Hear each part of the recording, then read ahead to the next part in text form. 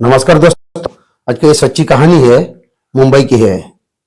महाराष्ट्र का राजधानी मुंबई, उसी मुंबई में ही एक थाना है बोरीवली। बोरीवली में एक लेडी कांस्टेबल तैनात थी। लेडी कांस्टेबल का नाम है कविता। ये वाकयाएं है 14 फरवरी 2016 की है।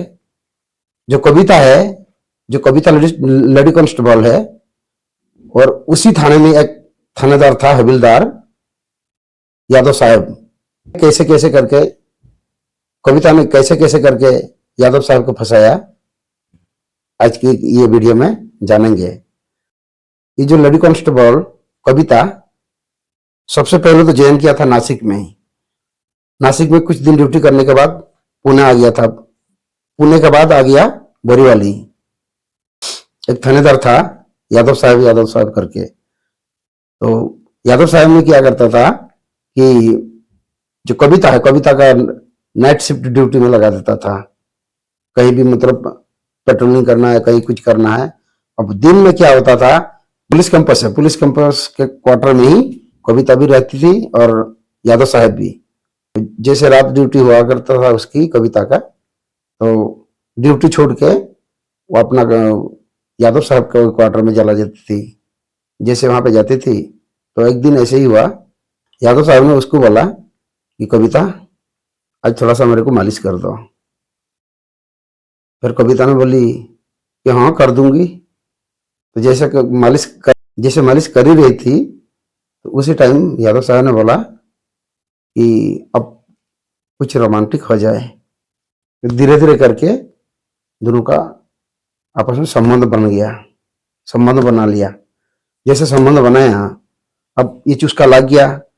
डेली जैसे कविता नाइट ड्यूटी लगी हुई थी, उसकी नाइट ड्यूटी छोड़ के अपना यादव के क्वार्टर में जाके वही ड्यूटी करने लग जाती थी और उसकी भी सेवा करती थी और इधर अपना थाने में भी सेवा देती थी। ऐसे करते करते महीने 1.5 महीने बीत गया। जैसे महीना 1.5 महीने हुआ, महीने 1.5 महीने होने के बाद जो लेडी कांस्टेबल कविता 28 साल की थी, उसका शादीशुदा नहीं हुआ था। तो चुस्का लग गया दोनों को। जब मन किया तब आपस में दोनों संबंध बनाया। 1-1.5 महीने के बाद कविता ने झूठ मूठ में बहाना मार दिया कि यादव साहब को बोला कि मेरे पेट में बच्चा ठहर गया। कविता ने बोली मेरे पेट में बच्चा ठहर गया, तो या तो तुम मेरे से शादी कर लो या तो कुछ उपाय करना पड़ेगा। तो अगर कुछ नहीं करोगे तो मैं पुलिस में एफआईआर करूंगी और मीडिया वाला के पास भी जाऊंगी। यादव साहब हक्का बक्का रह गया। फिर डिमांड किया ये कविता ने यादव को बोला कि मुझे 30 लाख रुपए चाहिए और 30 लाख रुपए तुम दे रहे हो तो ये बात को मैं यहीं दबा दूंगी, नहीं तो मैं मीडिया वाला पुलिस वाला के पास जाके मैं एफआईआर दर्ज कर दूंगी। यादव साहब परेशान हो गए। यादव साहब सच में पड़ गया। एक तो उसके बाल बच्चा भी है, उसकी घरवाली भी है। अब करूं तो क्या करूं। मैं 20 लाख में डील हुआ। अब 20 लाख देने के बाद यादव साहब ने कान पकड़ लिया कि आइंदा मैं अब कभी ऐसे काम नहीं करूंगा। एक दिन ऐसे हुआ, सुबह 8-9 बजे के आसपास कविता के पास फोन आया। फोन जैसे आया, फोन में बात करते करते वो अपना पुलिस कैंपस से थोड़ा बाहर को चली गई। बाहर को जैसे गई, उधर से एक स्कॉर्पियो में 2 व्यक्ति आया। जैसे 2 व्यक्ति आया तो उसकी छाती में गोली मार के फरार हो गया। वहां से हॉस्पिटल ले गया। हॉस्पिटल ले जाने के बाद डॉक्टर ने उसको मृतक घोषित कर दिया। हॉस्पिटल में कविता तो दम तोड़ दी।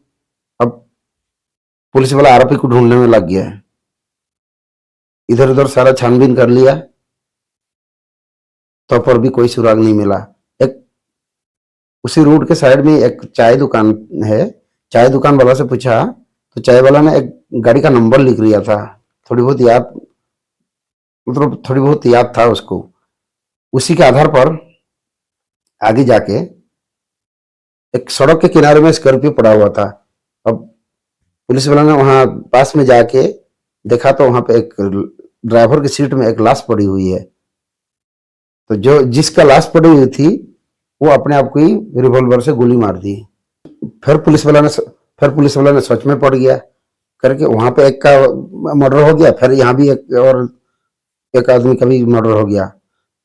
जब पुलिस वाला ने कविता का कॉल डिटेल और व्हाट्सएप चैटिंग सारा जो खंगाल डाला, तो पता चला कि जो बोरीवली थाना के जो हवलदार है यादव साहब, उसके साथ भी चैटिंग में कई बार बात हुई है। गंदा वीडियो भी उसमें पड़ा हुआ था।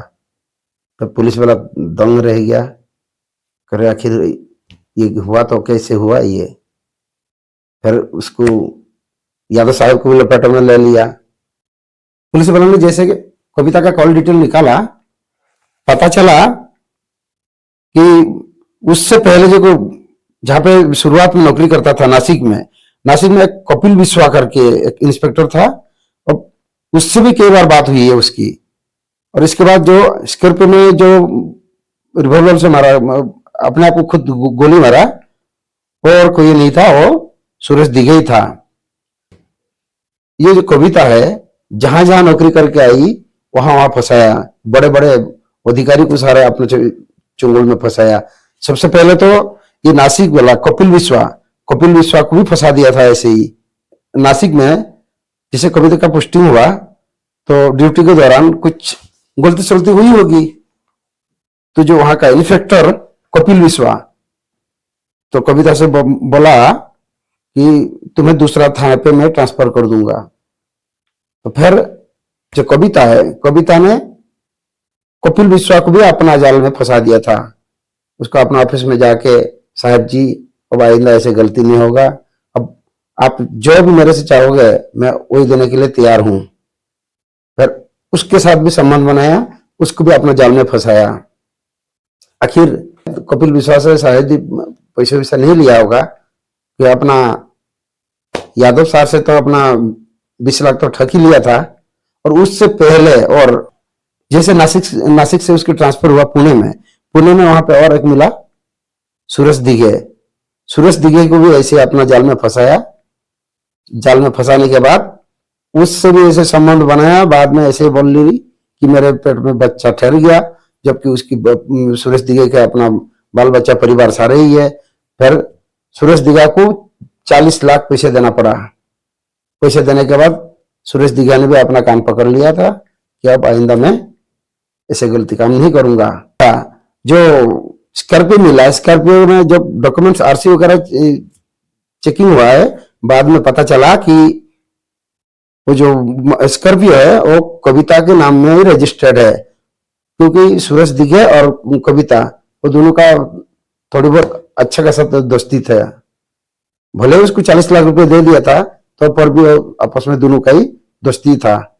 परंतु जो सुरेश दिघे ने ही खुद अपने आप को गोली मार के हत्या कर डाला। नासिक का इंस्पेक्टर कपिल विश्वा उसको 2 लाख रुपए सुपारी दे के मुन्ना और अयूब, वो दोनों को 2 लाख रुपया सुपारी दे के, वो दोनों भी सुपारी किलर है, 2 लाख रुपये जैसे मिला और गोली मार के वो फरार हो गया। अब यहीं से पता चल रहा है एक लेडी कांस्टेबल बड़े बड़े पदाधिकारी को कैसे अपना चंगुल में फंसाया और कैसे पैसे ऐंठ लिया। कभी सोच सकते हैं आप? ये हिंदुस्तान है, कुछ भी हो सकता है।